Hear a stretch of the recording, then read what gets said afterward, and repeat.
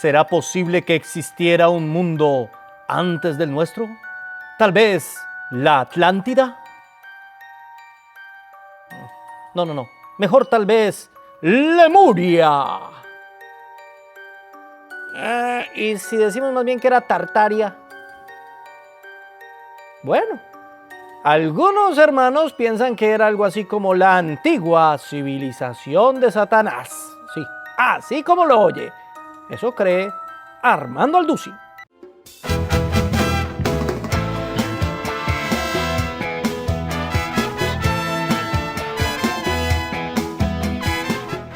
Amigos de Biblia Libre, ¿cómo están? Mi nombre es Edgar Escobar, bienvenidos a este nuevo programa. Hoy hablaremos sobre una teoría que es bastante extraña, que fue bastante popular en algún tiempo, hoy en día tiene muy pocos seguidores, y es la teoría del mundo preadámico. ¿Existió una civilización de seres anteriores a Adán y Eva durante miles de años en este planeta?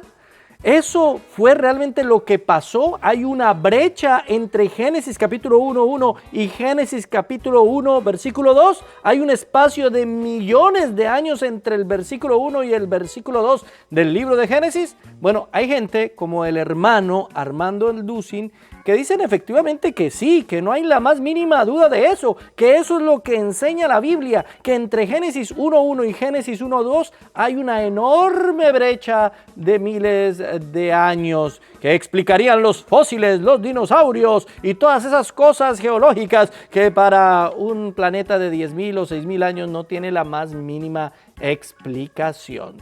Pero ¿es esto verdad? Tengo que comenzar diciendo que los hermanos que creen esto son evidentemente hermanos en Cristo. Pero el hecho de que sean hermanos en Cristo no quiere decir que no podamos nosotros debatir sus puntos de vista. Claro que sí. Así que vamos a analizarlos a ver si vale la pena debatirlos o no. O tal vez tengan la razón. Tal vez eso sea verdad. Tengo que decir en principio que esto no se lo inventó Armando Alducin. No, señores. El más conocido defensor de esta teoría fue un escocés, pastor de la Iglesia Libre de Escocia, que se llamaba Thomas Chalmers, y que seguramente copió esto de un hombre llamado Dusman Episcopus, quien ya había propuesto algo similar.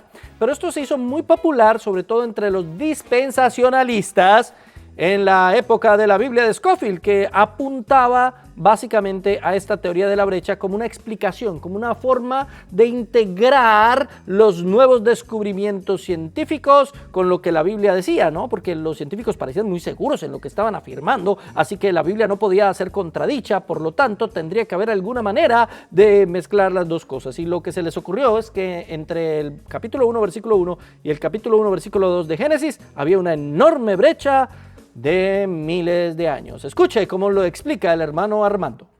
Pasaron los años y nos hemos dado cuenta a través de la misma ciencia que efectivamente la Tierra tiene 12, 13 billones de años, y esto está comprobado, ¿verdad?, por el tiempo que la luz de las estrellas llegan aquí al mundo, por la Tierra acumulada en la Luna, etcétera, etcétera.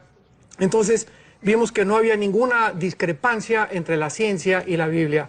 Efectivamente, la Tierra tiene miles de billones de años de antigüedad. ¿Cómo lo sabemos? Porque cuando los creacionistas comenzaron a decir de que teníamos solamente 6,000 años y que eran 7 días de creación, la pregunta que les hacíamos es la siguiente: ¿y los ángeles en qué día fueron creados? Porque ya Satanás existía como un ángel caído, como un querubín caído en el huerto del Edén. Entonces, si vemos Ezequiel 28, Isaías 14, nos damos cuenta que el Edén ya estaba anteriormente en el cielo.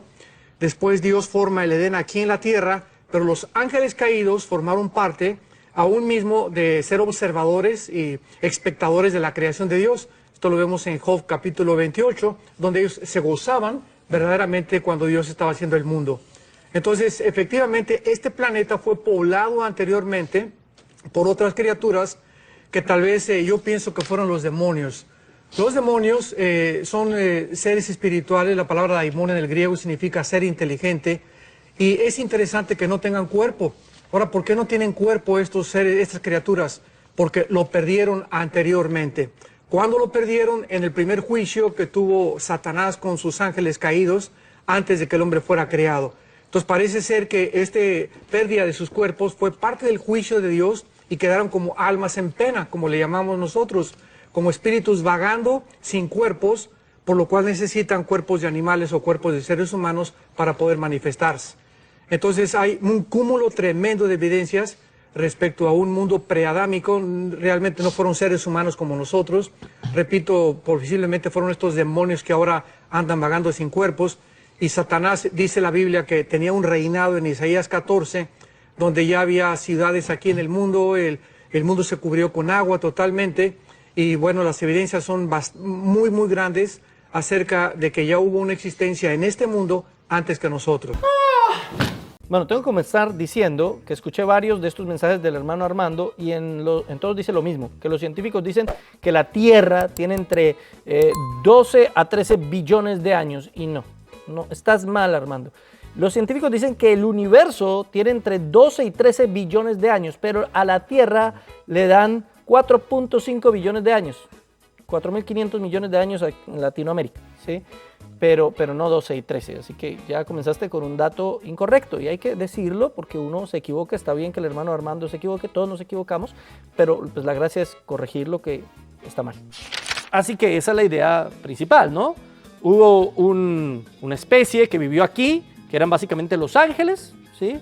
Vivían acá con otro tipo de plantas, otro tipo de animales. Ahí estaban los dinosaurios y todos esos animales que ya no existen. Y en algún momento aquí se dio la rebelión de Satanás. Se rebela Satanás con sus ángeles. Dios extermina a todos esos habitantes de este planeta que se van a convertir en demonios, ¿sí? Esos son los demonios que hay hoy en día, gracias a la rebelión de Satanás. Y destruye básicamente la tierra con un enorme diluvio.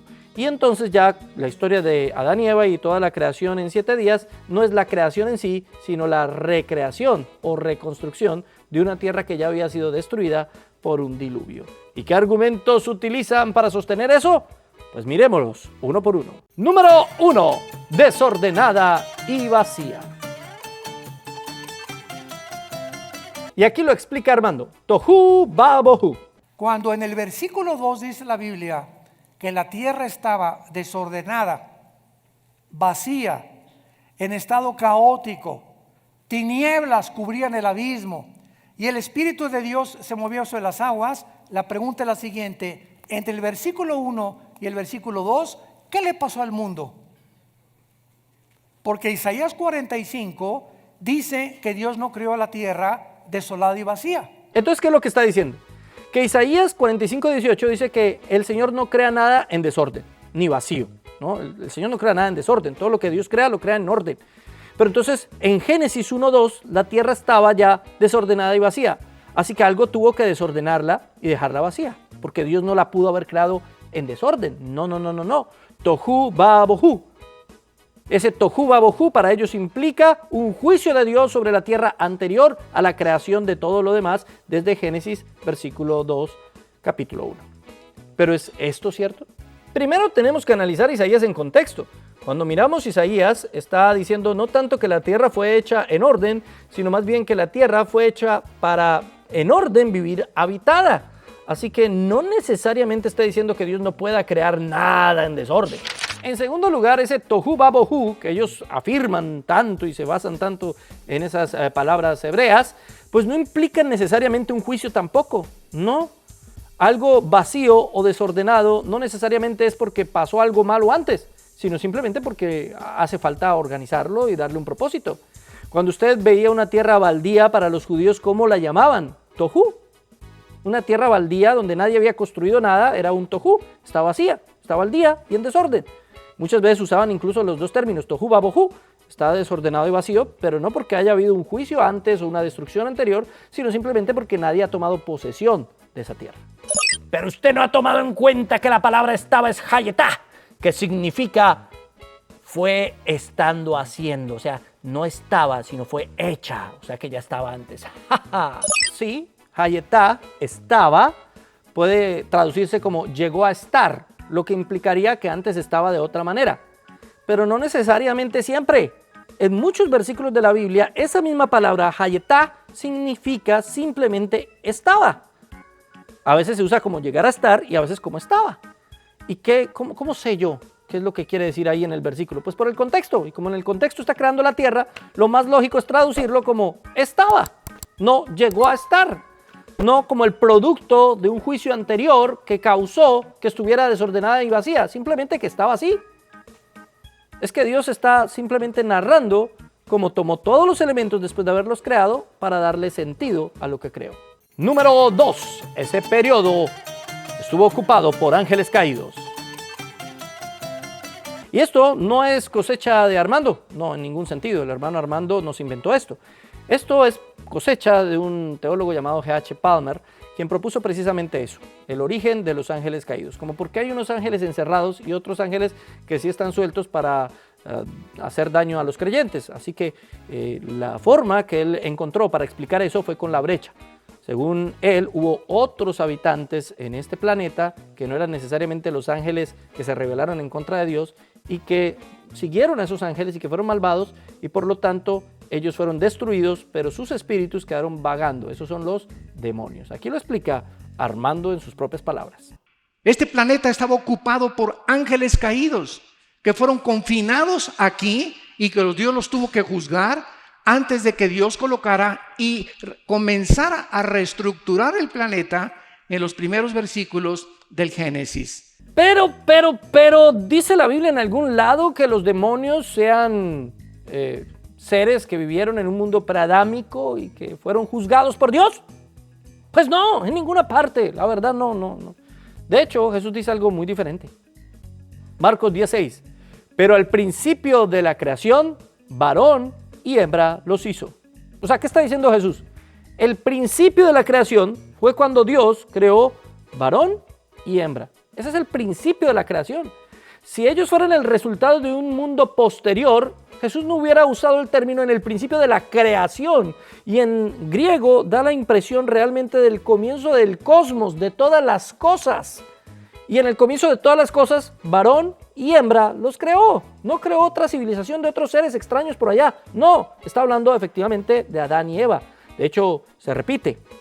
Mateo 19:4. ¿No habéis leído que el que los hizo al principio, varón y hembra los hizo?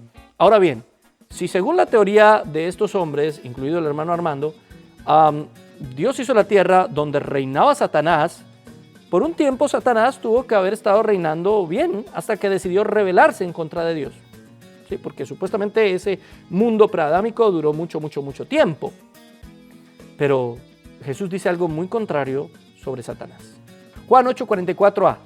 Vosotros sois de vuestro padre el diablo y los deseos de vuestro padre queréis hacer. Él ha sido homicida desde el principio. Desde el principio Satanás ha sido homicida. ¿Desde el principio de qué? ¿De la recreación del mundo? Obviamente no. Jesús está hablando del principio de toda la creación, ni siquiera solamente del planeta. El principio de la creación completa. Desde el principio de la creación completa Él ha sido homicida. ¿A qué se refería exactamente Jesús? Bueno, podemos intuir algunas cosas, pero no estamos absolutamente seguros. El caso es que no podemos entonces nosotros contradecir a Jesús diciendo que es que Él era un rey bondadoso en una tierra preadámica que después se corrompió. No, porque Jesús dijo que desde el principio de la creación había sido homicida. ¿Y qué tal haya hecho algo que usted no sepa? Yo no puedo inventarme que hizo algo. Es decir, eso es añadir a la Biblia cosas que la Biblia no dice. No dice en ninguna parte eso la Biblia. Así que estaría yo pecando en contra de lo que la misma Biblia me dice, no añadirle absolutamente nada ni quitarle absolutamente nada a la ley, a la palabra de Dios. Pero es que en Ezequiel 28, el mismo Armando lo explica, Ezequiel 28, 12 al 13, ahí explica la caída de Satanás. Esto es polémico y seguramente me gastaría un video completo para explicar por qué creo esto, pero yo no creo que Ezequiel 28 esté hablando de la caída de Satanás, como tampoco creo que Isaías 14 esté hablando de eso. Isaías 14 está hablando del rey de Babilonia y lo dice literalmente. Y Ezequiel 28 está hablando del rey de Tiro y lo dice literalmente.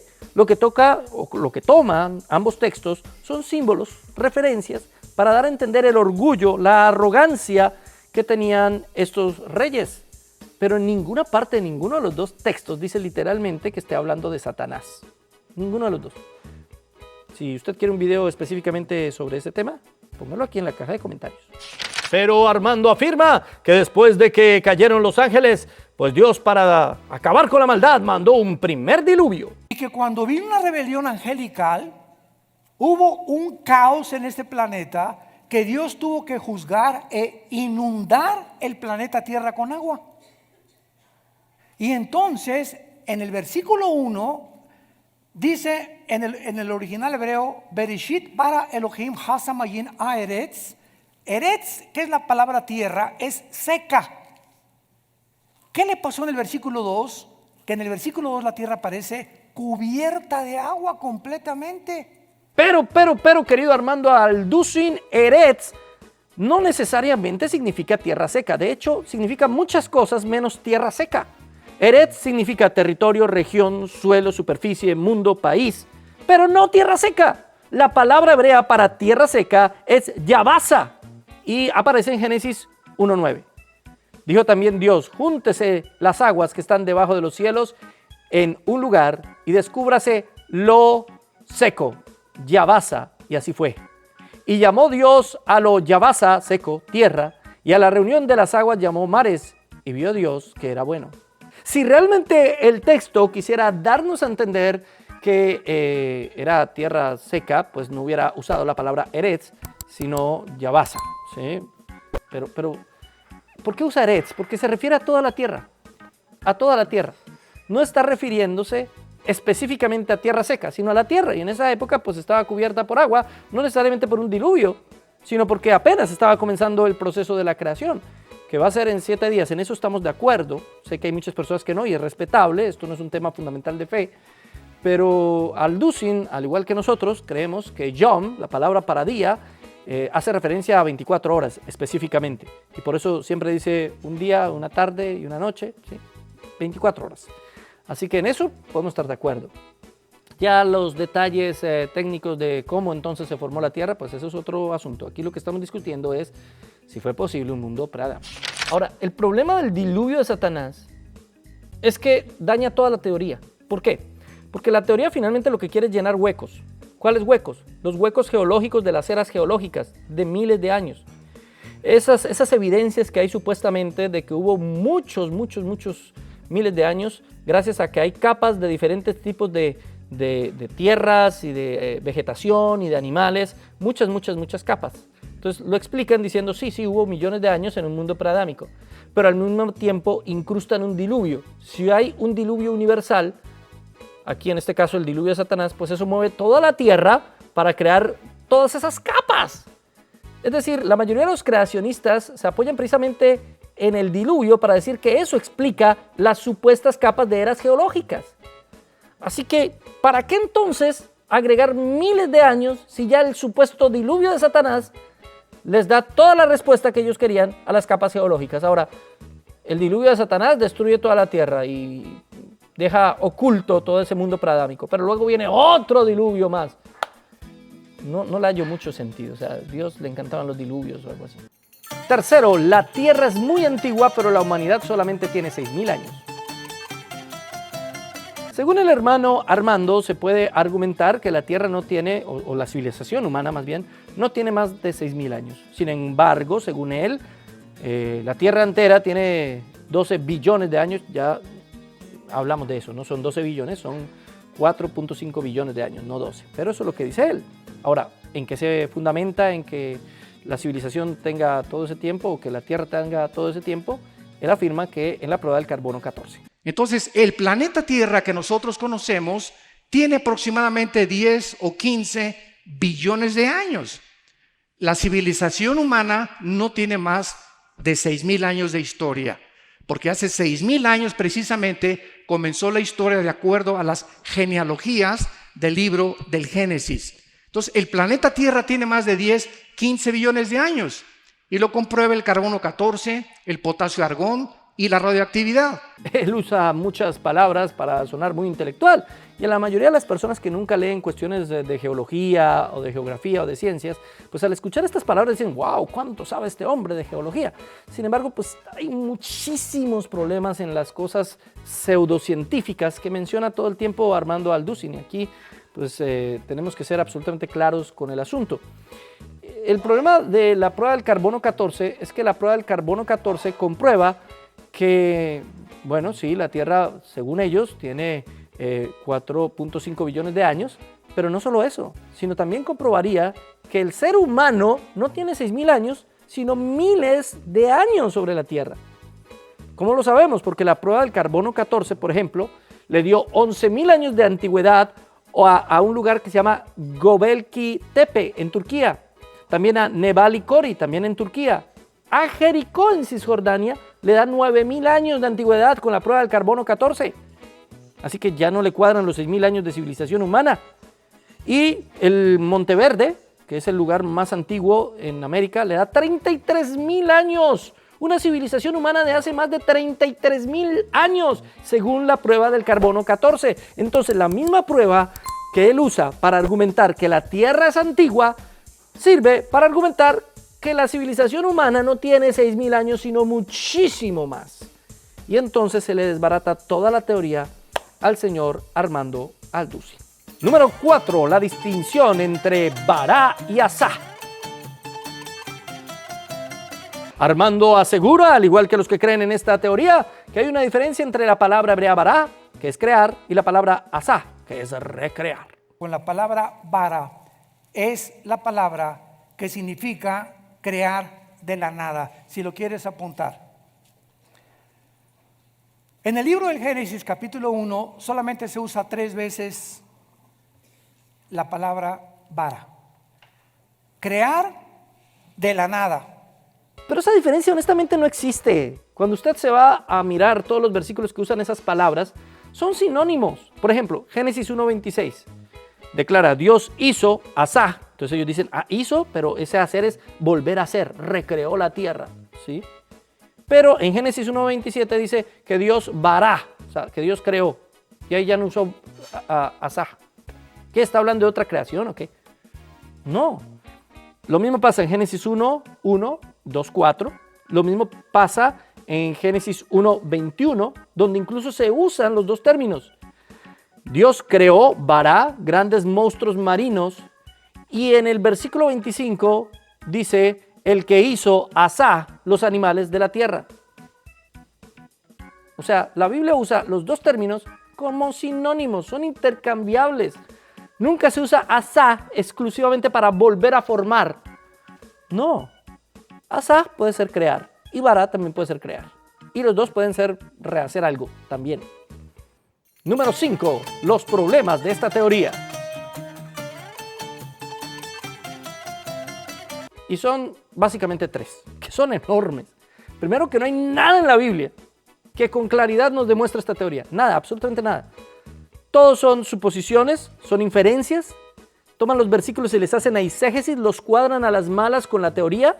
En vez de hacer al revés, sacar el versículo y entender lo que el versículo quiere decir, hay una triste eisegesis en esta teoría. Aparte, contradice Éxodo 20:11. Porque en 6 días hizo Jehová los cielos y la tierra, el mar y todas las cosas que en ellos hay, y reposó en el 7º día. Por tanto, Jehová bendijo el día de reposo y lo santificó. Ahí está explicando la razón del día de reposo. ¿Y la razón cuál es? Que Dios creó todo en 7 días. Por eso un día de reposo. Si Dios hubiese creado todo en millones de años antes, pues el día de reposo no tendría el más mínimo sentido. Y recuerden que Moisés es el mismo escritor de Génesis y de Éxodo. No se puede estar contradiciendo. Lo más lógico es pensar que están interpretando mal Génesis, los amigos de la brecha. En segundo lugar, cuando analizamos los fósiles de los animales muy antiguos, encontramos que la mayoría de ellos eran carnívoros, ¿sí? Había ferocidad, se encuentran enormes colmillos. Pero resulta que la Biblia nos explica que la ferocidad y el permiso de que los animales se coman entre ellos, ¿sí?, es posterior al diluvio de Noé, que antes no había ferocidad, por lo tanto no necesitaban esos enormes colmillos porque no comían carne. Sí, los animales sufrieron una adaptación, es lo que los cristianos generalmente creen, no en la evolución, pero sí en la adaptación con el tiempo. Así que esto va a ser posterior a Noé. Mire lo que dice Génesis, capítulo 9, verso 2. El temor y el miedo de vosotros estará sobre todo animal de la tierra y sobre toda ave de los cielos, en todo lo que se mueva sobre la tierra y en todos los peces del mar, en vuestra mano son entregados. Todo lo que se mueve y vive os será para mantenimiento, así como las legumbres y plantas verdes os lo he dado todo. Es después del diluvio, obviamente porque el mundo quedó destruido y ya no había ni plantas todavía, ¿sí? Todo estaba un pantano enorme, pues que Dios da la autorización de consumir animales, ¿sí? Todos tus animales pueden hacer que se reproduzcan y comer de ahí. Y de hecho, los animales también van a partir de ese momento a mostrar ferocidad. Pero hablar de un mundo preadámico es inevitablemente hablar de una ferocidad preadámica que pues rompe toda la línea argumentativa del texto. Pero el punto número 3 es el crucial, el fundamental. Número 3. Estas personas creen que como hubo un mundo preadámico y un diluvio que destruyó ese mundo preadámico, pues entonces, por lógica, tuvo que haber muerte antes del pecado de Adán y Eva. Y eso contradice Romanos capítulo 5, verso 12. Por tanto, como el pecado entró en el mundo por un hombre y por el pecado la muerte, así también la muerte pasó a todos los hombres por cuanto todos pecaron. Y esto es gravísimo. El que permitió que el pecado y la muerte entraran al mundo, a este planeta, fue Adán. Él es el responsable. Si decimos que hubo pecado antes de Adán en este mismo mundo, entonces, pues Adán no tenía tanto la culpa. No podemos culparlo. Entonces nosotros somos menos culpables. Y aún peor, aquí en Romanos está comparando a Adán, el primer Adán, con el postrer Adán, Jesucristo. El poder del postrer Adán es tan grande que vence la obra maligna del primer Adán, venciendo la muerte y el pecado definitivamente. Pero si Jesús solamente venció lo que hizo el primer Adán, no venció lo que pasó antes en este mundo. Todo ese mundo prediluviano que pecó y que fue destruido por el supuesto diluvio de Satanás, pues Jesús no tuvo el poder suficiente para destruir esa obra. Solamente para salvar a Adán y al nuevo mundo, pero el antiguo mundo, pues, el pecado entonces no es vencido, ni la muerte tampoco. Solamente la muerte de los hombres y el pecado de los hombres. Pero del mundo antes, ¿me entienden? Reduce el poder de la obra redentora de Jesucristo. Porque es que la muerte y resurrección de Jesucristo sí nos salva a los seres humanos, pero también a toda la creación. La Biblia enseña que la creación entera gime a una por su restauración. La muerte y resurrección de Jesucristo es suficiente no solamente para pagar el pecado del hombre y del mundo, sino de la creación entera, restaurarla a una nueva creación, a una nueva tierra. Eso partiría completo. Un mundo preadámico parte completamente esa lógica, ya no tendría el más mínimo sentido. Y la muerte y resurrección de Jesucristo sería mucho menos poderosa de lo que realmente es en una lógica sin mundo preadámico.